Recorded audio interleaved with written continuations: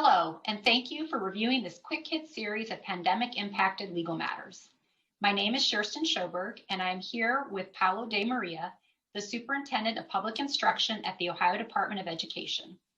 This series is sponsored by the Ohio State Bar Foundation and is designed to provide issues and resolution on a variety of legal-related topics where the pandemic has had significant impact.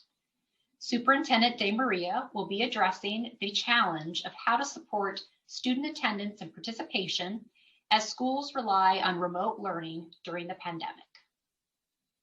The first thing we need to do when we're talking about attendance is really anchor ourselves in an understanding of what are we trying to accomplish.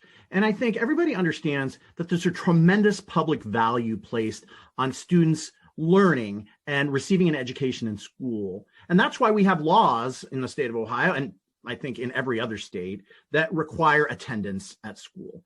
And yet, even in the best of times, there are sometimes struggles with making sure students are attending school. And so we have additional, sort of laws and mechanisms in place that help support students in their attendance, right? Because fundamentally, if you're not there, then the learning can't happen. And our goal is to all work together. It really needs to be, all hands on deck to help students get to school, participate in school, be engaged in the educational activity.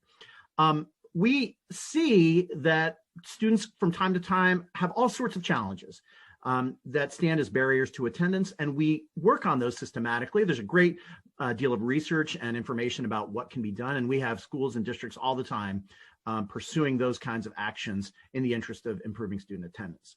The pandemic has kind of thrown a wrench into all this because in some respects, the idea of attending, going to a place, isn't even relevant anymore. But what's still relevant is that engaging in the educational experience, participating in the educational experience, and insofar as a school or district has returned to classroom-based education, also fostering attendance in that way. And the pandemic has amplified many of the issues that we've seen before. So for instance, some students find themselves, if their household, people have lost jobs and the student is a high school student and can help alleviate some of the economic fragility of that household and gets a job, that was going to impact their ability to attend and to participate. Some are taking care of siblings, some are taking care of older adults who may be medically fragile. You have a whole host of issues that existed prior to the pandemic, but that are now amplified. And so the idea that we as a society really have to pull together to help support those students. And I think there are a number of ways that this happens. The first one is just making sure parents understand what their obligations are and that the system is there to support them. So if a parent is struggling with, okay, I'm not sure how to help my student engage, if it's an online setting, or engage in other kinds of remote activities, or in fact, helping my student able to get to class if class activity has resumed, then that parent should be able to reach out to their school district and seek assistance and support.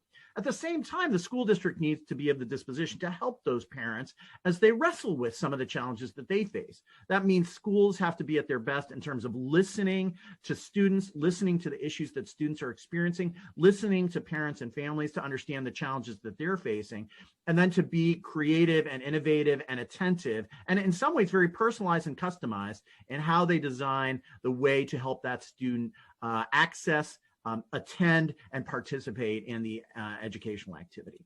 The bottom line is, this is something we all have to commit to collectively, and then make sure that we work diligently to accomplish what we're trying to accomplish, which is creating the opportunities for kids to participate in school. The other thing that I say is that it's really everybody's responsibility. We can't necessarily let schools off the hook if, for instance, a student says, you know what, the reason I don't go is because I'm being bullied, or the reason I don't go is that I'm bored in class. Those kinds of things, it's up to the school to understand, to address, and to find ways to make the learning experience safe and engaging for the student.